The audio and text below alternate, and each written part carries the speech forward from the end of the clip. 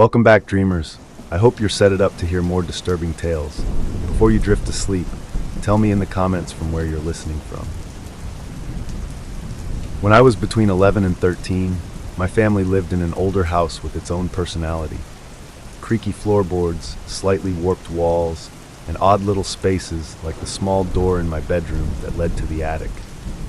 It was one of those short, unpainted doors with a basic brass knob, low enough to be out of an adult's line of sight and tucked against one wall, almost hidden if you weren't looking for it. The attic behind it was cramped, dark, and unfinished, with only enough height for a child to move around comfortably. I rarely paid attention to it at first. I knew the attic space was mostly empty, and I had no reason to go in there. The door was just another odd feature of the room, one that I learned to ignore. But after a while, I began to notice something strange. Every so often, I'd come into my room and find the attic door slightly open. It was never flung wide or fully open, just cracked a couple of inches, enough to show a thin sliver of darkness on the other side. The first few times, I closed it without thinking. I assumed my mom had been in there looking for something, or maybe my younger brother had been playing around and forgotten to shut it. The house was old, after all, and the attic wasn't well used. I figured it was just one of those things that happened in an old house. But as the weeks passed, I realized it was happening more often than it should. Every few days, I'd find the door ajar again, no matter how securely I closed it before. Eventually, it became part of my routine. I would come into my room, notice the door was open, and automatically walk over to close it, never thinking much of it. But then one day, my mom made a comment about me leaving things out in my room, and I took the opportunity to joke with her. I said, if you'd stop leaving the attic door open, maybe I'd have more time to pick up my things. She looked at me with genuine confusion and told me she hadn't been in the attic for months. That's when I realized it was probably worth asking around. I asked my dad and brother, assuming one of them must have had a reason to go in there. But they both said the same thing. They hadn't touched the attic door in a long time. At that point, my casual habit of closing the door started to feel more unsettling. Knowing that no one else in the family was responsible made me question why it kept opening. For the first time, I wondered if maybe it wasn't just an old house quirk. From that moment on, I started paying closer attention. Each morning before school, I would check to make sure the door was fully shut. I'd press it tightly to see if it would hold, testing the latch and making sure it wouldn't drift open. I'd leave it closed, go to school, and check again as soon as I got home. Every time it was just how I left it, shut tight. I'd feel relieved and go about the rest of my day, but then by the time I went to bed, I'd find it cracked open again. It was like clockwork. I couldn't explain how or why, but it became a pattern I couldn't ignore. Every night there it was, just slightly open, as if someone had peeked through and left it ajar. My routine changed because of it. I started avoiding looking directly at the door whenever I entered my room, almost as if acknowledging it would somehow make it worse. I would go through the motions of checking it and closing it, but I started doing it with a sort of quiet dread, the kind you feel when something just doesn't sit right. After a few weeks of this cycle, I decided to experiment. I wanted to see if the door would open by itself, even if I didn't touch it. One morning before leaving for school, I opened the attic door wide and left it that way. I figured if it really was drifting open on its own, then leaving it fully open might lead to a different outcome. When I came home, the door was exactly as I'd left it, wide open. I checked it again after dinner, still open. I figured maybe I'd imagined the whole thing, or maybe there really was some explanation I hadn't thought of. But that night, lying in bed with the door still open, I felt a wave of discomfort I couldn't shake. It was different than before, maybe because I was purposefully testing it this time, challenging whatever was causing it. I tried to focus on getting comfortable, but my mind kept wandering to that open door. The darkness beyond it seemed to loom in the room, a gaping black space that almost felt like it was looking back at me. I stared at it for what felt like hours, telling myself it was all in my head. But I couldn't escape the feeling that something was watching. That night, with the attic door left fully open as part of my little experiment. I lay in bed with my back turned to it, trying to ignore the creeping discomfort. I could feel the dark space across the room, even without looking, almost as if it were a presence filling the room with a strange, uneasy stillness. I shifted under the blankets, but no matter how I positioned myself, I couldn't get comfortable.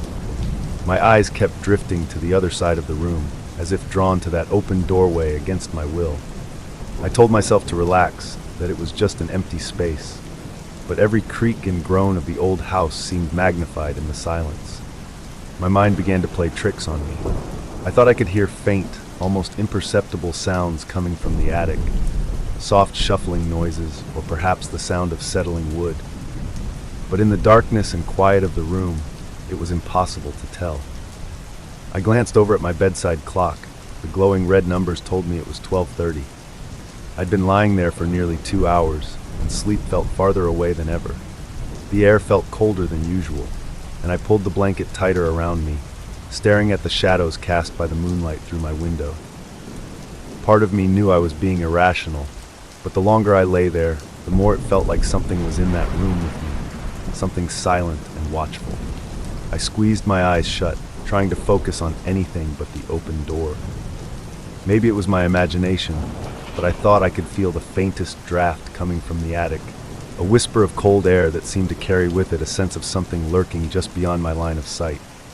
After what felt like an eternity, I couldn't take it anymore. I slowly rolled over, determined to put my mind at ease by facing the door head-on. My heart raced, and I held my breath, telling myself that it would just be darkness, just an empty space. I blinked, my eyes adjusting to the low light, and then I saw it. A face, pale, unmoving, half hidden in the shadow of the attic, staring straight at me. It wasn't fully illuminated, but I could make out the hollow eyes, the sunken cheeks, the almost skeletal appearance of the figure's face. There was something unnatural in the way it was positioned, as though it had been waiting there, watching me. The eyes seemed vacant, yet there was an intensity in them, a dark, unnerving focus that locked onto me, freezing me in place. My mind struggled to process what I was seeing. I told myself it couldn't be real, that I was imagining things, but the face remained fixed in the shadows, utterly motionless. It was so clear, so disturbingly vivid. I wanted to scream, but the sound caught in my throat. My body felt like it was made of lead, too heavy to move. I couldn't tear my gaze away from those eyes. They felt endless, as if they were pulling me in, drawing me closer to something beyond the attic. My pulse thundered in my ears, breaking through the trance just enough to make my body react. I shot upright, nearly flinging myself off the bed as I scrambled to my feet. I couldn't think. I just knew I had to get out. In my panic, I banged my knee against the corner of my nightstand, barely registering the pain as I stumbled toward the door. I didn't dare look back at the attic.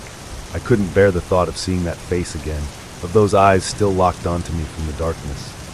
Practically tumbling into the hallway, I ran downstairs, my breath coming in short, shallow gasps. My parents looked up from the living room, startled, as I tried to explain what had happened. I was too shaken to form coherent sentences, only managing to stammer about something in the attic. My brother, who had been sitting on the couch, laughed and rolled his eyes, saying I was overreacting.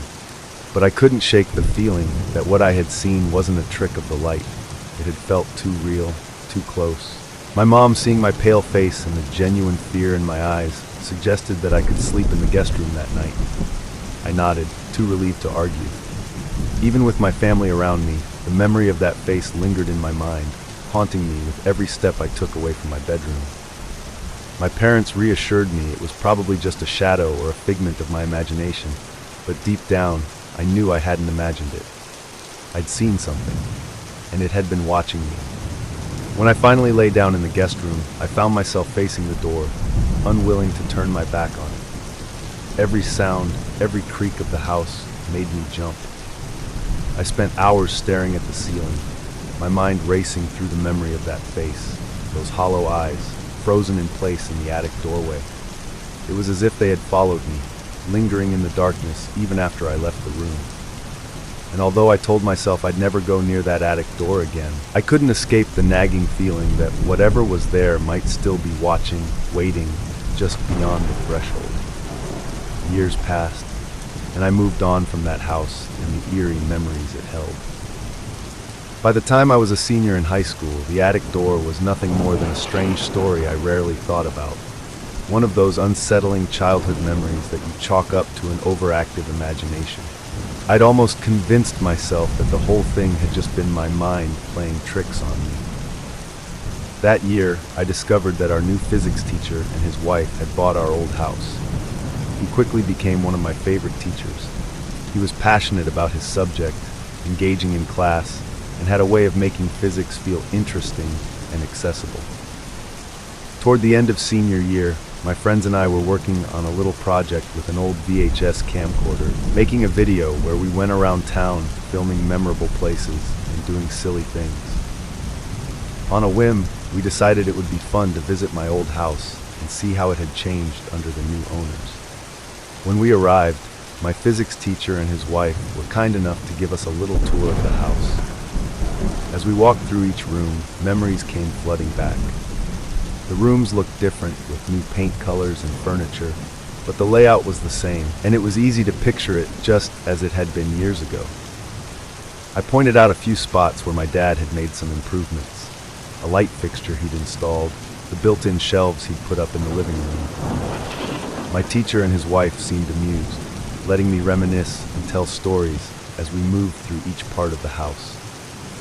Eventually, we made our way upstairs, where my old bedroom was now used as a sewing room by his wife. We chatted briefly about how they had set up the room with a sewing table, fabric shelves, and a large spool rack against the wall. Then, as a half joke, I casually asked, "So, noticed anything strange in this room?" Her face shifted slightly, and her smile faded. She asked what I meant, clearly caught off guard by the question. I hesitated, feeling a little silly, but then I went ahead and mentioned the attic door. I explained how, as a kid, I'd constantly found it open, even after I made sure to close it. I half expected her to laugh or brush it off, but instead, she seemed almost relieved, as though someone had finally brought up something she'd been thinking about for a while. She confirmed that every time she went into the sewing room, she would find the attic door open, even if she had closed it the day before. She explained that it had become part of her routine to shut the door whenever she was in there, only to return the next time and find it ajar. A chill ran down my spine as I listened, realizing that what I had experienced wasn't just a figment of my imagination. I'd always felt something was off, and hearing her confirm that it was still happening left me with an eerie sense of validation. But it didn't end there. She went on to tell us about their German Shepherd. On the second day after they moved in, she had brought the dog up with her to explore the house. The dog had been curious, sniffing around each room until they reached the sewing room. At that point, something changed. The dog entered the room but suddenly froze, its ears back, body tense. Then it started barking at the attic door, growling low and pacing in circles, refusing to leave. She tried to calm him, but he wouldn't listen. Before she could react, the dog, in a panic, backed up and launched itself through the window, shattering the glass and landing on the tin roof over the porch. He bolted, running off into the yard. The next day he returned home, but from then on he wouldn't go anywhere near the stairs leading to the sewing room. Even now, he refused to enter that part of the house, reacting with a whine or a low growl if they tried to bring him close. The room fell silent as she finished her story. My friends and I exchanged nervous glances, and I felt a heavy sense of dread settle over me. My childhood fears, which I had brushed off as the imagination of a young mind, were being mirrored in the experience of a family years later, even affecting their dog. It was one thing for me to recall seeing a face in the attic as a kid, but to hear that the door continued to open on its own, and to see that it had spooked an animal, left me with a new level of discomfort. Looking around the room one last time, I felt that familiar sense of something unseen lurking just beyond the threshold. It was the same feeling I'd had as a child, lying awake in bed, staring into that dark space and knowing that I wasn't alone. We wrapped up the tour and thanked them, and as I walked out of the house, I couldn't shake the thought that whatever had been there all those years ago was still waiting, still watching, from the other side of that little attic door.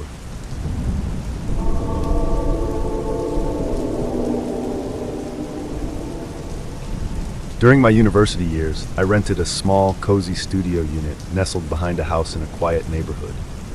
It was perfect for a student, just a single room with a bed, a small desk crammed with textbooks and notes, and a tiny kitchenette where I kept a stash of easy-to-make snacks. Living alone gave me a sense of independence I hadn't had before, and I relished it. I could keep my own hours, come and go as I pleased, and spend my nights however I wanted without disturbing anyone. The neighborhood itself felt safe and familiar, lined with trees and small gardens, where the occasional cat wandered in the evenings. It was close enough to the university that I could walk to campus, but tucked away enough to feel private. The streets were well lit, and I had become so accustomed to the quiet surroundings that I'd think nothing of stepping out for a walk late at night.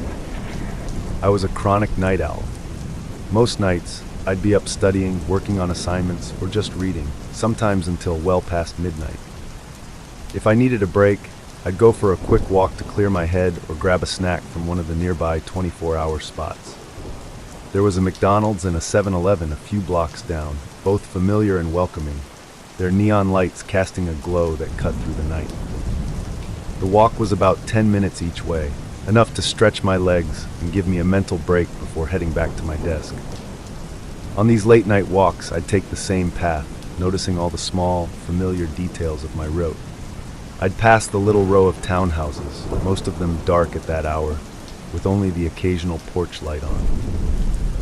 The nearby park was always still, its swings and benches shadowed under the streetlights, the whole scene calm and undisturbed. The quiet hum of the neighborhood, the occasional passing car, and the echo of my own footsteps all blended into a comforting rhythm. Whenever I went to the 7-Eleven, the aisles were empty except for the lone night cashier. He was used to seeing the same regulars, a mix of night shift workers, other students like me, and the occasional taxi driver stopping in for a coffee. Sometimes we'd nod to each other as I browsed the shelves, knowing the routine. I'd grab my usual snacks, maybe a meat pie, or sometimes a bag of chips and a soda, and take my time walking back, enjoying the fresh air. For a night owl like me, it was a small but familiar ritual, something that made the late hours feel manageable, even comforting. On one particular night, I had been working on an essay for hours. It was one of those assignments that I had put off for longer than I should have, and I'd finally managed to get it finished around 2 a.m. As I wrapped up and saved my work, I realized I was starving. I didn't have much in my unit, a few cans of soup, some cereal, but nothing that sounded appealing or easy to make at that hour. So, without giving it a second thought, I decided to head out to the 7-Eleven for a quick snack. I grabbed my wallet, pulled on a hoodie, and slipped into my sneakers, hardly pausing as I went through the usual motions. My mind was already on my snack choices, a warm pie maybe, or some chips and a chocolate bar. I remember feeling relaxed, even relieved that the essay was done and out of the way. The streets were quiet, and I was looking forward to the fresh air and the routine of a familiar late-night walk. When I opened the door to step outside, I could already picture the path ahead, illuminated by the glow of streetlights and dotted with all the landmarks I'd come to know so well. It was a path I'd walked dozens of times, so familiar that it felt almost automatic. As soon as I stepped outside, I was hit by a wave of dread that stopped me in my tracks. My chest tightened, and my stomach twisted in knots. It felt like every nerve in my body was on high alert, but I had no idea why. The neighborhood was just as quiet and empty as it always was at that hour, with nothing unusual in sight. I paused for a moment, trying to calm myself, telling myself it was just a passing feeling. I took a few deep breaths, hoping the fear would pass, but instead, it grew worse. It wasn't a typical kind of nervousness or the lingering anxiety that can come with staying up late to finish an assignment.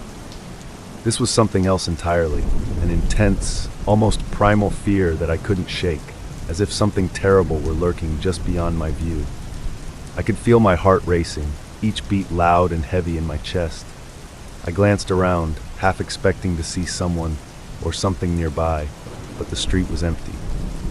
Determined to stick to my plan, I took a few more steps down the path leading from my unit to the sidewalk, trying to convince myself that this fear was irrational. But with each step, the unease intensified. The houses around me seemed strangely quiet, their windows dark and lifeless. Usually, the soft hum of streetlights and the occasional sound of a car in the distance brought a sense of calm to my late-night walks. But tonight, it all felt ominous, like everything around me had somehow shifted. When I finally reached the sidewalk, I stopped again, taking in the familiar scene. The street was lit by the same old lamps, casting long, pale stretches of light across the pavement.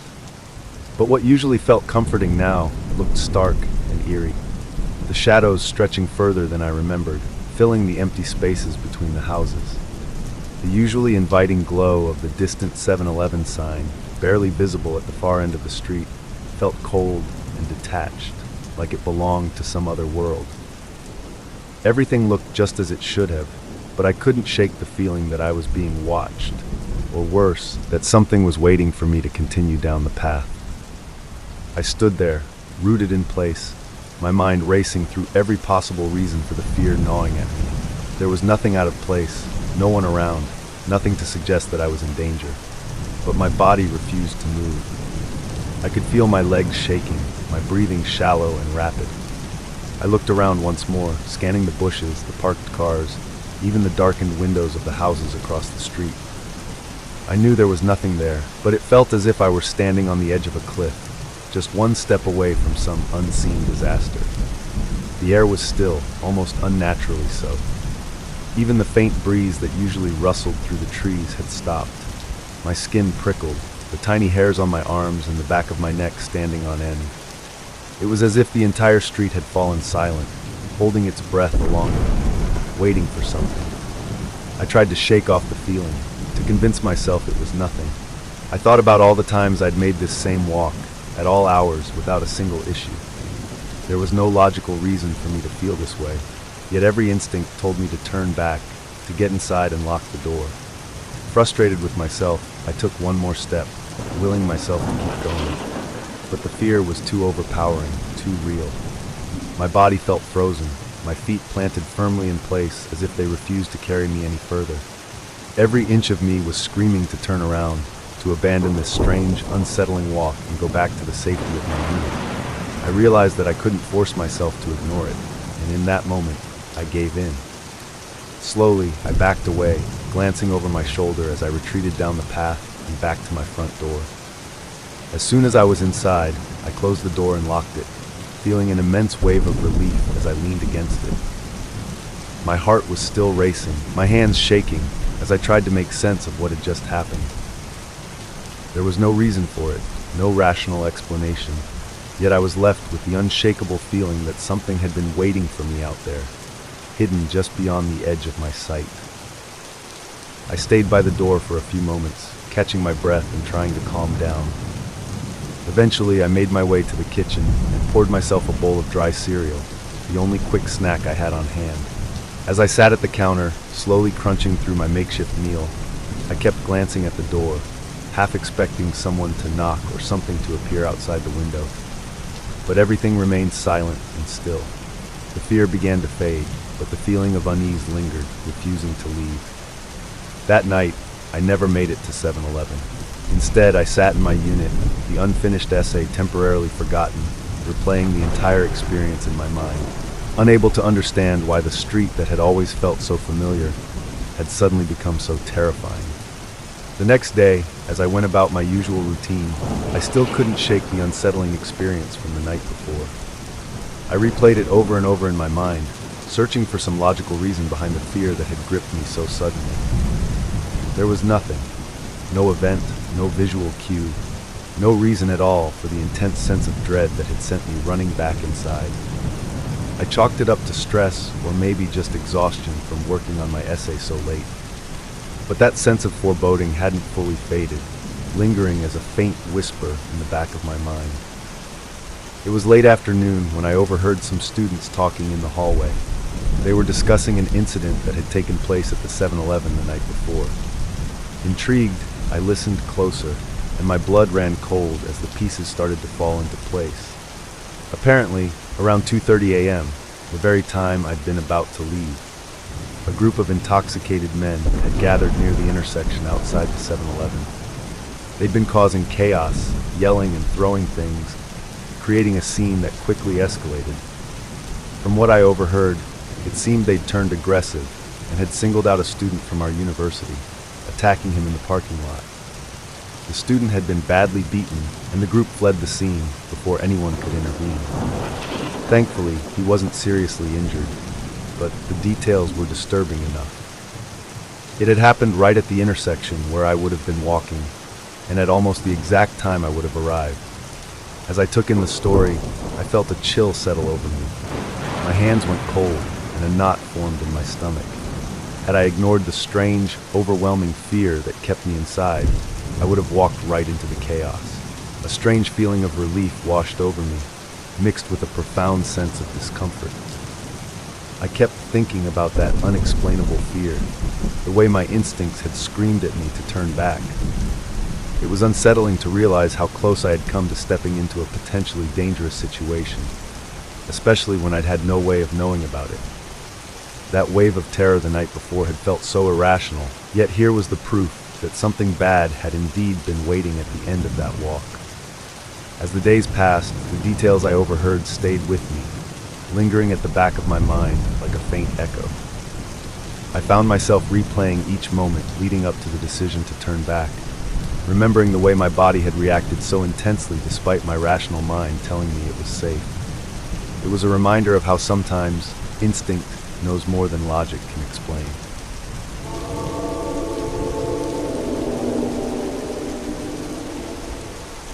I worked as a maintenance technician for historic properties, which meant I often found myself alone in older, isolated sites that had their own unique quirks and character.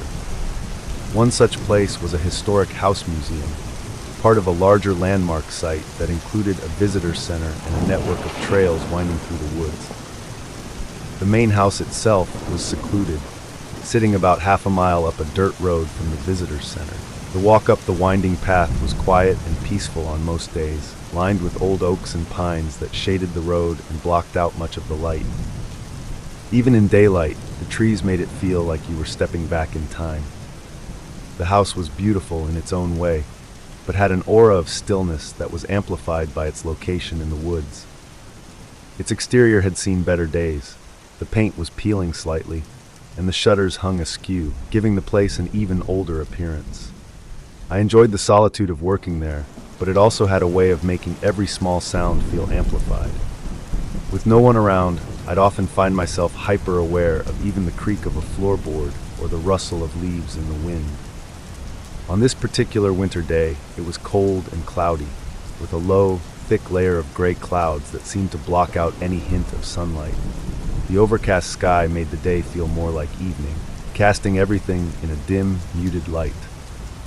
It was a heavy, quiet kind of day, the kind where you could almost feel the weight of the house and its history pressing down. The visitors center was empty, except for one other employee who managed the front desk, and I knew I'd be alone up at the house. My task was to prepare for some electrical work on the outside of the house. The house's wiring was old, and I needed to turn off the power to safely handle the repairs. So I made my way inside to the basement, where the main circuit panel was located. Entering the house felt like stepping into a different world. The interior was filled with that unmistakable smell of age, wood polish, dust, and something slightly musty that clung to the air in all old buildings. The house had narrow hallways, and each room was filled with antique furniture, which only added to the sense of stepping back in time. In the basement, I located the circuit panel, flipping the main breaker to turn off power to the entire property. I took an extra moment to double-check that the power was fully off by testing a few outlets and switches in various rooms. Everything was dead. Satisfied, I made my way back up, shutting off lights as I went. I could hear each door click as I locked it, the sound louder in the empty silence of the house. Old locks sometimes didn't close smoothly, and I had to tug at a few to make sure they were secure. Once outside, I set up my ladder against the side of the house and began unpacking my tools, arranging them carefully in the cold, quiet air. I climbed up, checking for any signs of damage or weak spots in the wood where the new wiring would run. There was something about working on historic properties that made each task feel more careful, more deliberate. The house felt like it held memories, and each creak of the floor or groan of the wood seemed to tell a story. As I worked, the sky grew darker, thick clouds rolling overhead and giving everything an even gloomier cast.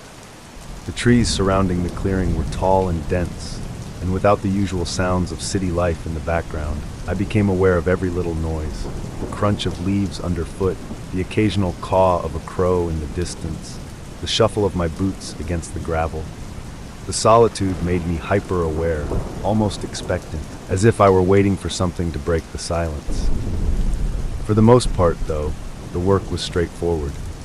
I checked the wiring, marked where I'd need to make adjustments, and climbed down periodically to inspect from different angles. There was a certain comfort in the rhythm of the work, even with the weight of the quiet pressing down. I was used to working alone in remote places, so the isolation didn't usually bother me. But on this particular day, with the heavy clouds, the dim light, and the silence of the woods, I felt an odd sense of watchfulness, like the house itself was aware of my presence. After working on the exterior for about an hour, I climbed down from the ladder to stretch my legs and walk around the house, checking my progress. The silence was as heavy as ever, only broken by the crunch of my boots on the gravel path. As I made my way around to the front, I glanced up at the house, and that's when I saw it. A light was on in one of the rooms inside. It stopped me in my tracks, and I just stared for a moment, my mind struggling to process what I was seeing. I knew I had shut off the power completely. I'd tested it myself, and I had locked all the doors when I went outside. My first reaction was a spike of fear mixed with confusion. I felt an uneasy chill run down my spine as I scanned the windows, almost expecting to see someone standing there. But there was no movement, only that lone light, casting a faint glow through the glass. I tried to rationalize it, telling myself that maybe I had missed something. Maybe a circuit was still live somehow. But I knew how thorough I had been, and there was no way any power should be reaching the house. For a moment, I stood frozen, my gaze locked on the window. The light wasn't flickering, wasn't dim, it was steady, like someone had purposefully turned it on. As unsettling as it was, I told myself that there must be some explanation. I tried to brush off the fear creeping up inside me and picked up my walkie-talkie, figuring maybe one of the staff had come by without my knowing. I called the visitor center and asked if anyone else had left the building or if they'd seen anyone heading up toward the house. The response was immediate and calm, as if nothing unusual had happened. They confirmed that the only other staff member that day was still at the office, and all the keys to the house were accounted for. Hearing that, my heart started pounding harder, and I could feel a prickling sensation along the back of my neck. There was no logical explanation, and the idea that someone else might be in the house with me out there alone suddenly felt all too real. I couldn't shake the sense that I wasn't alone, that somehow, someone or something was inside. Taking a deep breath, I considered my options. Part of me wanted to just turn and walk back down the dirt road to the office, to leave whatever was going on behind and let someone else handle it. But I couldn't just walk away without knowing, so I tried to steady my nerves, telling myself that it had to be some kind of mechanical glitch or oversight. I hadn't seen anyone go in or out, and all the doors had been locked before I went outside. I took a step closer to the house, looking up at the window where the light glowed. It was the kind of old-fashioned fixture that cast a warm, almost yellowish glow, contrasting sharply with the cold, gray light outside. There was something deeply unsettling about it, as if it didn't belong there in that moment, under those specific circumstances. I glanced at the other windows, half expecting to see shadows moving or something else equally strange, but everything was still. It was only that one single light. As I stood there, I felt the wind pick up slightly, rustling the dead leaves on the ground and brushing past me with a chill that seemed to sink straight into my bones. I could feel my heart pounding, the instinct to turn and leave growing stronger. but I couldn't bring myself to just walk away, not without some kind of answer. The idea that someone might have somehow gotten inside without me noticing felt almost impossible, but I couldn't shake the sensation that something beyond my understanding was happening. Clutching the walkie-talkie tightly, I took a few steps backward, unable to pull my gaze away from the window. I kept expecting the light to turn off or to see some sign that there was a logical explanation, but there was nothing. Just the quiet house, the steady light, and an overwhelming sense of dread creeping over me. With each passing second, I felt the tension building, as if the house itself was aware of my presence, almost daring me to come closer. Finally, I called back to the visitor center and asked if someone could come up and check with me. My voice sounded steadier than I felt, the calm tone disguising the unease growing inside. As I waited for the reply, I found myself backing away even further, my instinct to keep my distance taking over completely. The response came back that they'd send someone up, and I felt a slight sense of relief knowing I wouldn't be facing whatever this was alone. For now, I just kept my distance, watching the house in tense silence, the light still shining from within, and the questions racing through my mind. I couldn't shake the sense that whatever had happened wasn't just some electrical glitch, that it was something older, something tied to the house itself. I didn't want to jump to conclusions, but standing there alone, I couldn't deny the creeping feeling that maybe, just maybe, there was something more going on in that old house. After calling for assistance and making my way back to the visitor center, I was relieved to see my coworker already waiting, though he looked skeptical as I explained the situation. I could tell he was trying to brush it off with some rational explanation, but as I described how I'd checked the circuit and locked all the doors, a shadow of doubt crossed his face. He grabbed a flashlight, and together we started up the dirt road back toward the house, our quiet footsteps echoing in the cold, dense air. The walk back felt slower, every rustle of leaves, every crack of a twig standing out in the thick silence. As we approached, I could feel my stomach tightening. In the back of my mind, I was already bracing myself, wondering what we would find when we stepped back into the house. The building loomed ahead, dark and silent, its windows blank and unwelcoming against the gloomy winter sky. From the outside, everything seemed exactly as I had left it, locked up, no signs of movement. But there was still that inexplicable feeling, like the house was aware of our approach. We reached the door, and I hesitated, my hand resting on the old worn doorknob. My coworker gave me a nod, and we both stepped inside, the cold air from the house meeting us like a wall. Inside, it was as quiet as ever, but now there was an unmistakable weight to it, a silence that felt thicker and heavier. Each step we took seemed louder, echoing through the empty rooms as we moved deeper into the house. My coworker's flashlight swept across the walls, revealing dust motes floating in the air, drifting in and out of the narrow beam like tiny ghosts. We made our way to the room where I had seen the light. The air felt colder here, and the shadows seemed to cling to the corners as if reluctant to reveal whatever secrets they held. My coworker directed his flashlight toward the fixture, the small bulb now cold and dim. I felt a sudden impulse to check if it still held any warmth, as if that single detail would provide some kind of answer. I reached up, my hand hesitating just before it touched the bulb. When I finally made contact, I felt it, a faint, lingering warmth, unmistakable proof that the light had indeed been on not long ago. I looked over at my coworker, whose face registered a mix of confusion and discomfort. We both knew that the circuit panel was still off. He checked it himself on the way in, confirming what I already knew.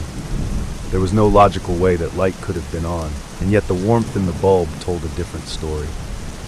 The unease settled deeper, a tangible weight pressing down on us as we stood in the quiet, empty room.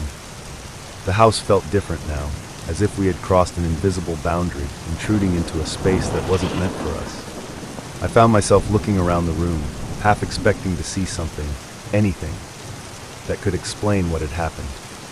The old portraits on the walls seemed to watch us, their faded eyes following our every move, adding to the discomfort building inside me. My coworker shifted uneasily, his usual confidence fading as the weight of the silence pressed down on us. After what felt like an eternity, we decided there was nothing more we could do. We slowly made our way back through the house, checking each door and window one last time, even though we both knew they would be locked. Our footsteps echoed through the hallways, bouncing off the walls in a way that felt almost accusatory, as if the house itself were aware of our intrusion. The floor creaked underfoot, each sound amplified in the oppressive quiet. As we reached the main door, I turned back, casting one last glance at the dim room where the light had been on. A chill ran down my spine as I noticed the shadows seemed deeper, thicker, as if they were gathering, retreating further into the room now that we were leaving. I couldn't shake the feeling that we were being watched, that something unseen was following our every step. We locked up the house and stepped outside, breathing a sigh of relief as the fresh air hit our faces. The quiet outside was somehow less suffocating, though the walk back to the visitor center felt long, each step filled with a sense of unease. I kept looking back over my shoulder, half expecting to see a light flick on in one of the windows or a shadow pass by in the glass. My coworker seemed equally tense, his silence speaking volumes as we made our way down the path. Back at the visitor center, we settled in, both of us too rattled to joke about what had happened. The quiet of the office felt hollow, the memory of the warm light bulb and the locked doors fresh in our minds. The experience lingered with me long after I left that day. The sense that something unexplained had happened, something that was beyond the simple explanations we had tried to offer. Even now I can't pass by that old house without feeling a faint chill, a reminder of the strange, watchful silence that had greeted me that winter day.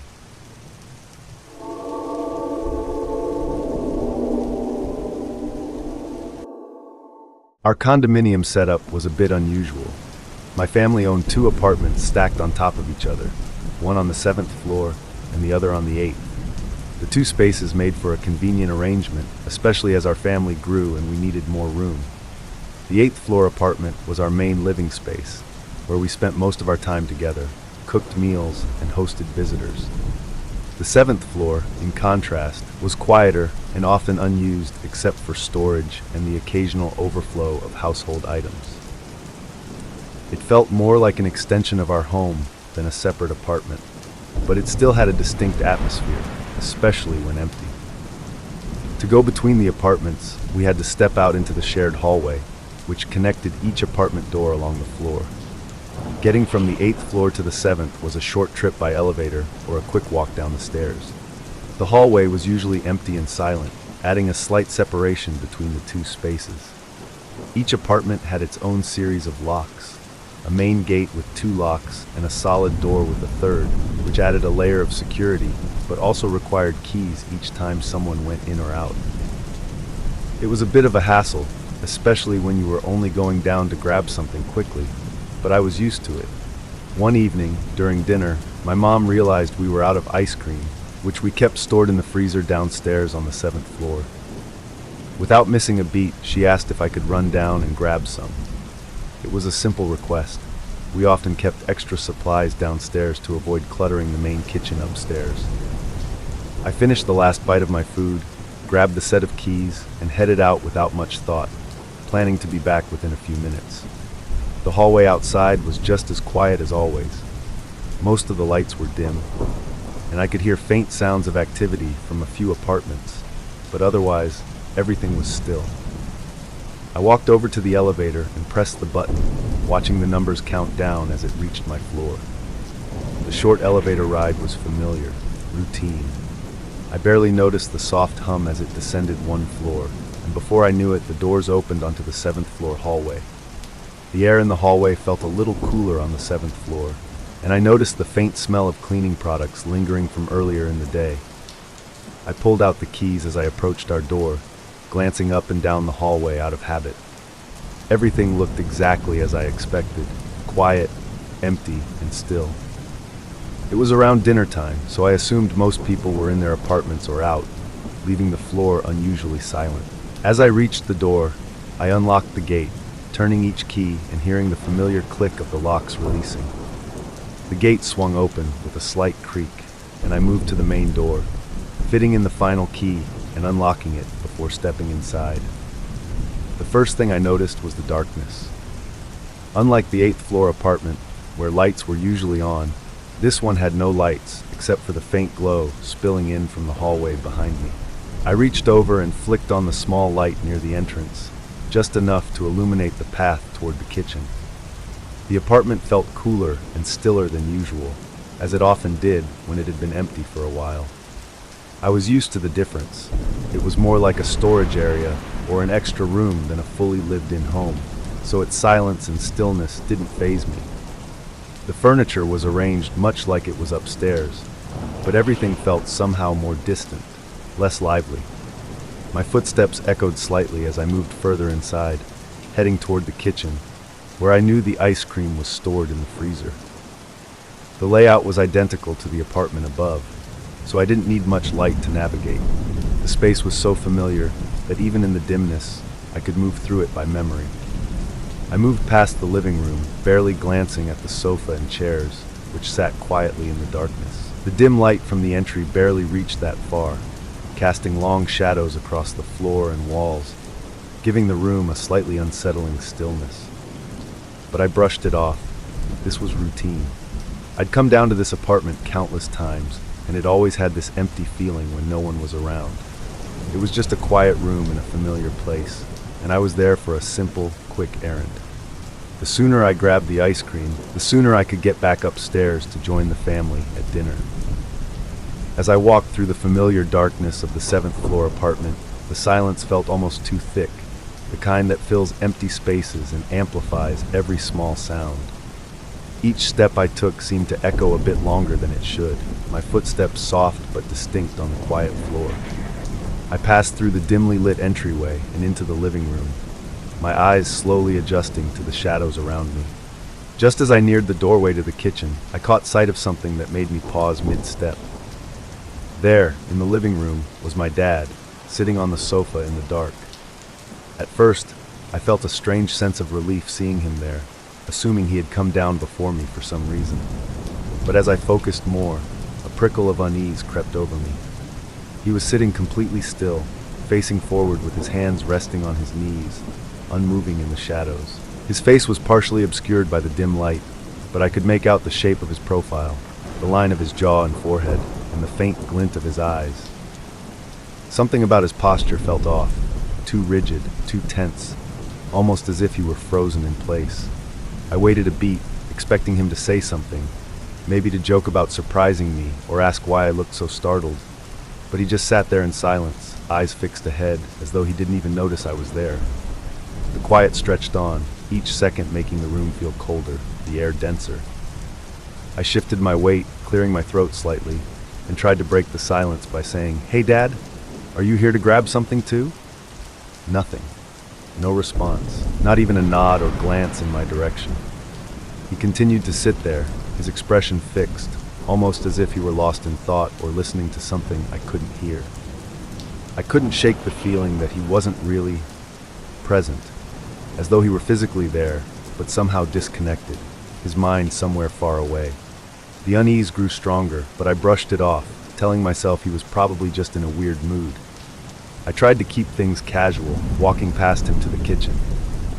The light from the entryway barely reached the living room, casting shadows that stretched along the walls, making the apartment feel almost unfamiliar.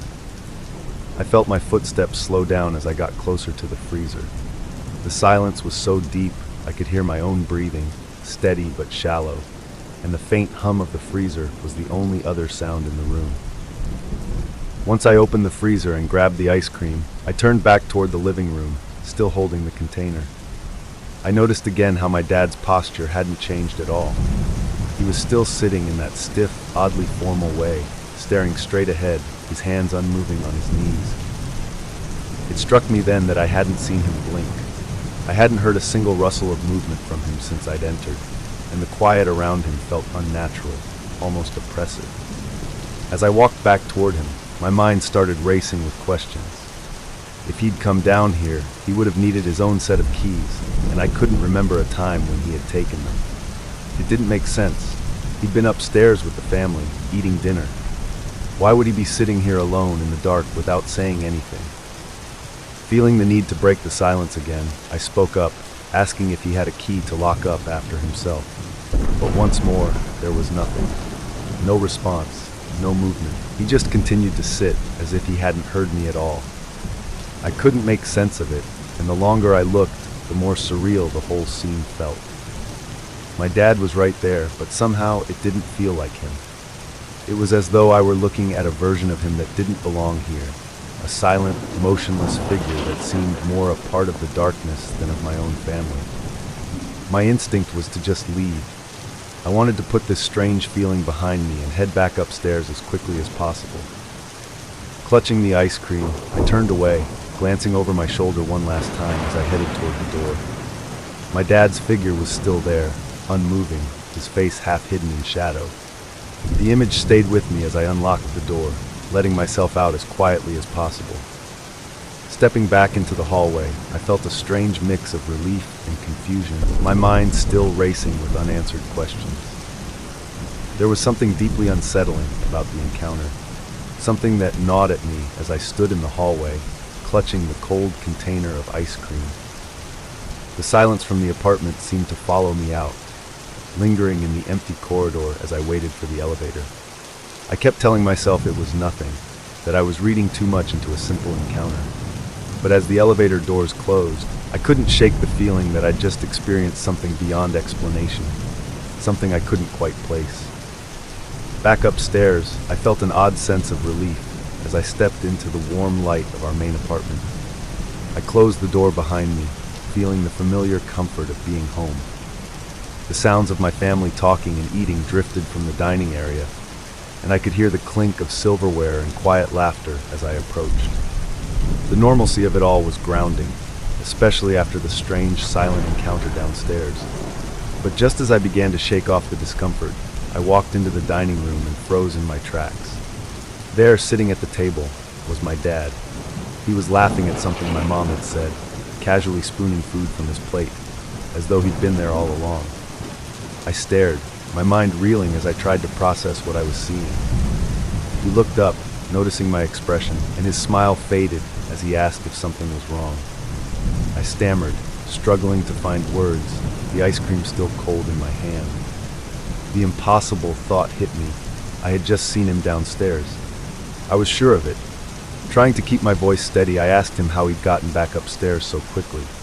My question must have sounded strange because everyone at the table stopped to look at me, their expressions puzzled. My dad glanced at my mom, then back at me, and he laughed, assuming I was joking. But when I insisted, telling him I had seen him downstairs only moments ago, the laughter faded, replaced by confusion. My mom assured me that he'd been with them at the table the entire time, never once leaving. A shiver ran down my spine as I realized that no one believed me. They were all certain he'd been upstairs during the entire dinner, and my insistence that he'd been downstairs only seemed to make everyone more concerned. The room felt suddenly colder, my hands trembling slightly as I put the ice cream down on the counter. I couldn't explain it, couldn't rationalize it, but the memory of his motionless figure on the dark sofa lingered in my mind. The more I tried to explain what I'd seen, the stranger I sounded, and I could feel a tension building in the room. My family exchanging glances, each of them uncertain. It was as if they thought I had imagined it, or was simply tired from the day. I could see them trying to brush it off, but that did nothing to ease the chilling thought racing through my head. If my dad had been upstairs the entire time, then who or what had been sitting in the dark downstairs? I fell silent, unable to shake the image of that still, silent figure. Every detail replayed itself in my mind. The dim lighting, his rigid posture, his blank, unblinking stare. It hadn't felt right then, and now, with him sitting there across from me, it felt even more wrong. I tried to piece it together, searching for a logical explanation, but every possibility only deepened my unease. As I sat down at the table, I glanced at my dad, my mind racing with questions I couldn't ask. He seemed perfectly normal, laughing and talking with my family as if nothing had happened. But now, each familiar gesture, each casual smile, felt tainted with a lingering sense of mystery, a shadow that wouldn't fade. I couldn't tell if I was overreacting or if something truly inexplicable had occurred. But either way, the feeling of being watched, of not being alone downstairs, stayed with me long after the evening had ended. The unsettling experience left a lasting impact. From that night on, I avoided going down to the seventh floor apartment alone, especially at night. Every time I thought about retrieving something from the freezer or grabbing an item left behind, I felt a chill. The memory of that unmoving figure sitting silently in the dark waiting for me, locked into my mind. Even now, I can't pass by that apartment without feeling the prickle of dread, the lingering sense that there's something there that I can't explain, something waiting in the quiet shadows, just out of reach.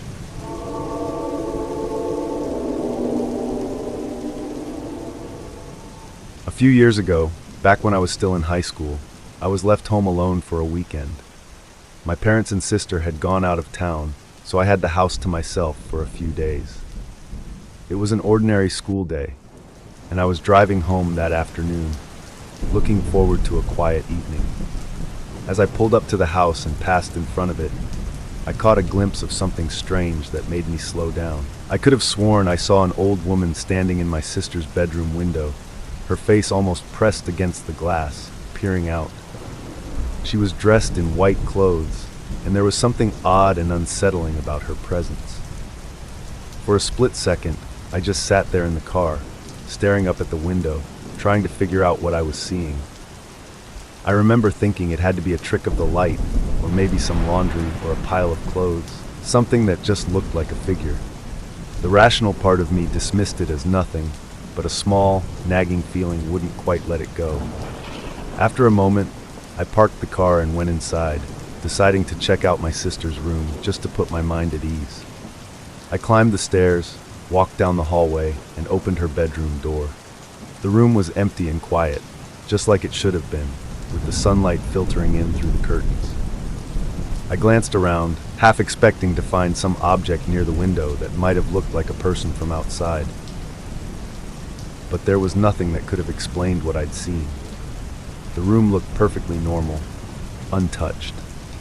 I shrugged it off, telling myself I'd probably imagined it, and went about my evening, putting it out of my mind.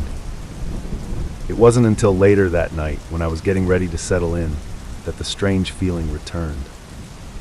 I was in the living room when my phone rang, and I saw that it was my next-door neighbor calling.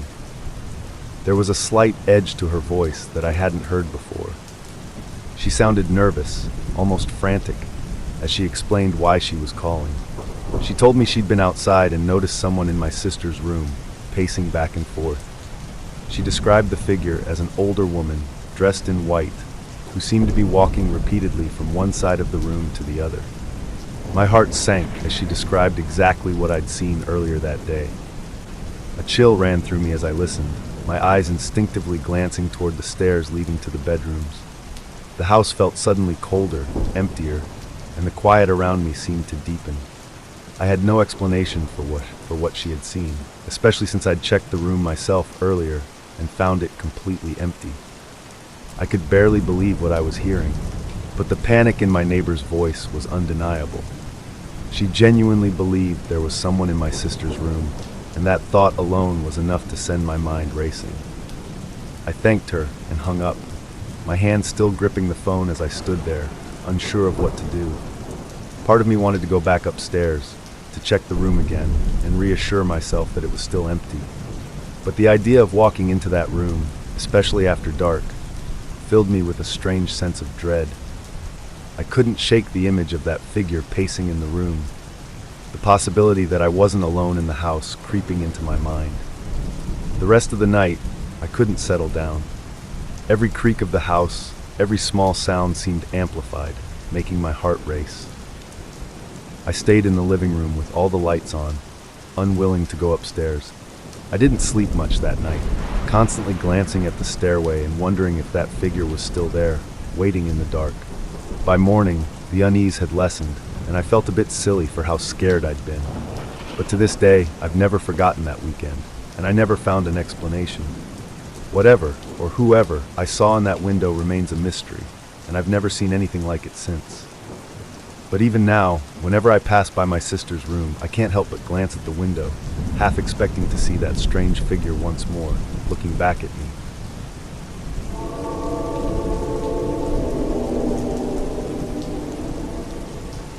If If you want to see more videos like this, you should check our playlist, which contains all other stories compilations. Thank you for sticking around. See you later. Sweet dreams.